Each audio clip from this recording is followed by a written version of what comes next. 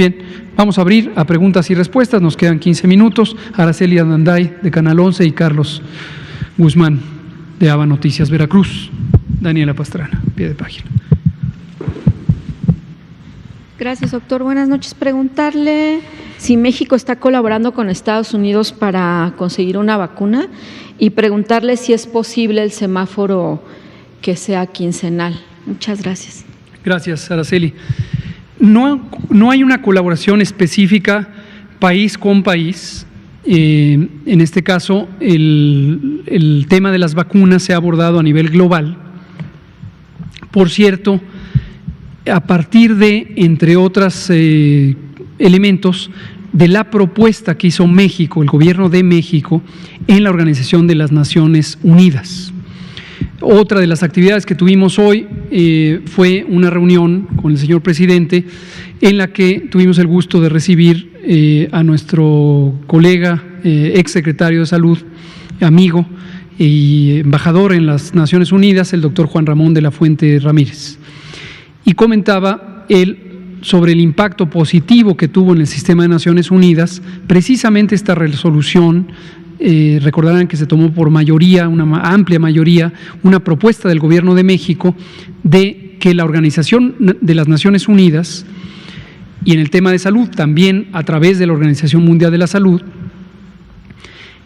para instrumentar mecanismos de cooperación global que disminuyeran el riesgo y el impacto de las dinámicas de acaparamiento del mercado. La vacuna contra COVID va a ser un producto extremadamente valioso. Como ha comentado el doctor Alcocer en otras ocasiones recientes, existen más de 120 candidatos, productos, moléculas, sustancias, candidatos, tecnologías, candidatos a convertirse en una vacuna segura y eficaz. No todos estos 120 productos terminarán siendo una vacuna segura y eficaz. Hay cerca de 7 productos que han sido desarrollados con mayor éxito, a un mayor grado de avance, y dentro de estos hay 3 o casi 4 que están en grados muy avanzados de desarrollo y que han estado ya en un proceso de investigación clínica, es decir, investigación en seres humanos, que tradicionalmente tiene las etapas 1, 2 y 3. 3 es la última etapa antes de solicitar los registros sanitarios en los distintos países de interés, y hay al menos un producto que ya está en esta fase 3 avanzada. Entonces, se han formado distintos consorcios mundiales en donde existe la colaboración de entidades académicas, industria privada, gobiernos, financiadores de diversa naturaleza, privados, y estos consorcios han ayudado a identificar cuál podría ser el proceso más rápido de implantación. Una vez que surjan estas vacunas, cómo podrían estar accesibles a los países.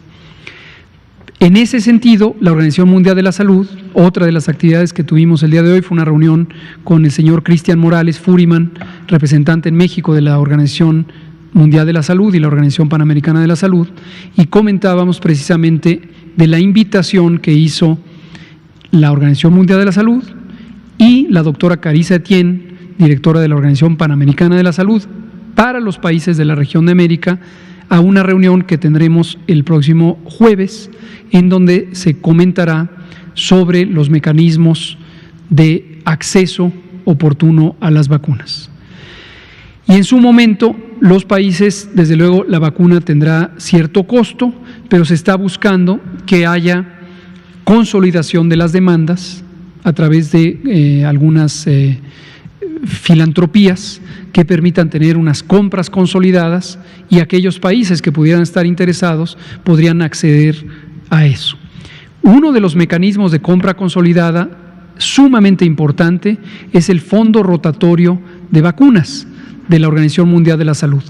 Este es un modelo de solidaridad económica y de cooperación técnica. No es solamente comprar, sino es además cooperación técnica que tiene la Organización Panamericana de la Salud, y es algo en lo que el gobierno mexicano está muy interesado desde que empezó esta administración.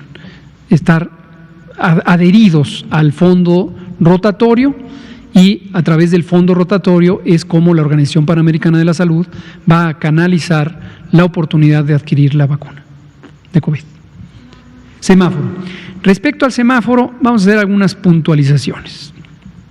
Primera, el semáforo es un instrumento técnico de evaluación del riesgo de transmisión o del riesgo de contagios COVID. La metodología fue diseñada desde hace varias semanas, más de un mes, en una forma completamente abierta y transparente por el Gobierno federal en colaboración con instituciones académicas que coordina CONACYT. Esta metodología fue presentada a los gobiernos estatales, en tanto que son autoridades sanitarias, y la manera en que se organizaron los gobiernos estatales fue a través de la Conferencia Nacional de Gobernadores. Tuvimos durante todo junio conversaciones semanales respecto a la metodología del semáforo, las modalidades de su implantación, incluso el calendario específico, para que cada semana, empezando el lunes, iniciara la vigencia de este semáforo. Vuelvo a agradecer a todos los gobiernos estatales o sus titulares las contribuciones muy valiosas que permitieron enriquecer la metodología del semáforo.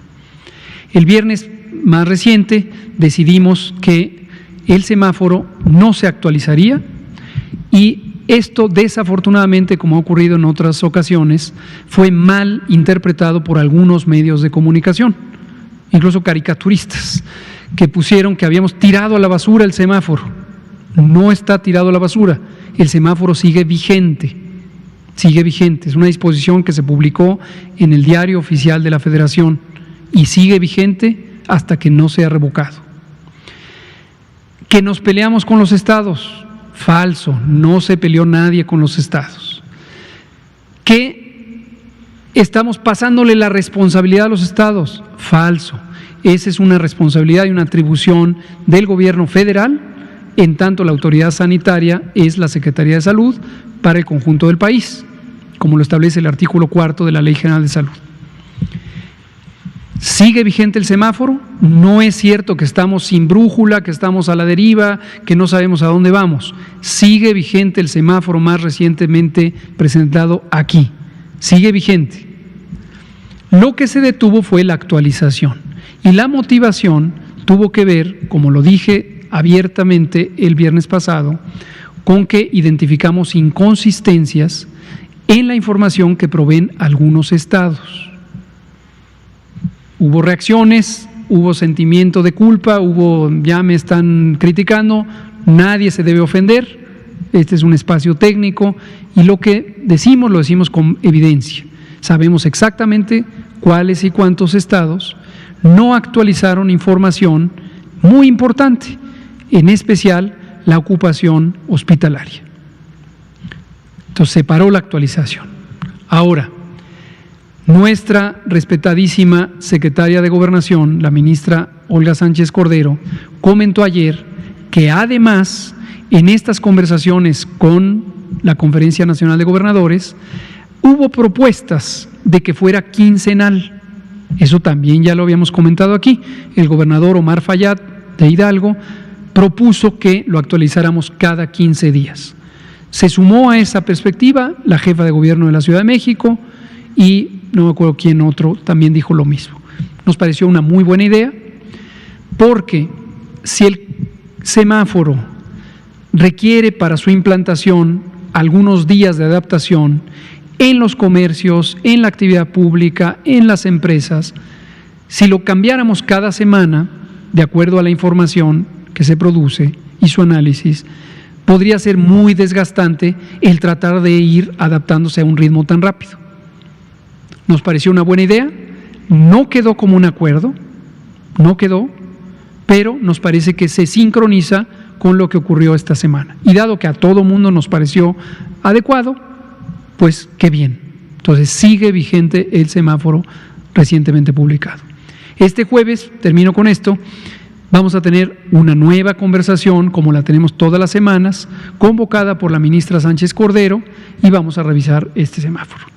Respecto a la cita o videoconferencia específica para el sector salud que habían perdido algunos gobernadores, encantados. El doctor Alcocer les dijo que con mucho gusto, se había programado para mañana miércoles, pero decidieron posponerla. No pasa nada, en todo momento que quieran platicar, estamos abiertos a ello. Gracias, Araceli. Vamos a darle a Carlos Guzmán y a Daniela Pastrana y a usted. ¿Qué tal, doctora Lomía, doctor Gatell? Carlos Guzmán de ABA Noticias, Veracruz, agradeciéndole mucho esta precisión que hizo de la conversación que tuvo con el gobernador Cuitláhuac García y este decreto que se emite de resolución inmediata.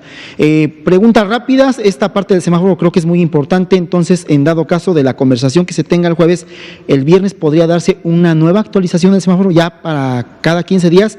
La otra, el sábado pasado asistimos a un evento con la jefa de gobierno y la secretaria de Salud local, el sur de la Ciudad de México, donde se comentaba que para el 1 de octubre podría darse ya a nivel nacional el inicio de vacunación en contra de lo que es la influenza tradicional.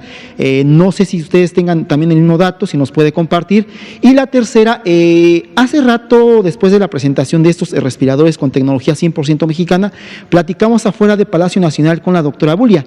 Ella nos mencionaba, junto con el representante embajador ya de nuestro país allá en el Consejo de Seguridad de la ONU, que México va a buscar tomar esta posición para que después del primer trimestre del próximo año que se planea pueda estar la primera vacuna en contra del coronavirus de COVID-19, México pueda tener acceso a esta vacuna. Si nos puede comentar un poco de esto, y muchísimas gracias. Con mucho gusto, Carlos, con mucho gusto.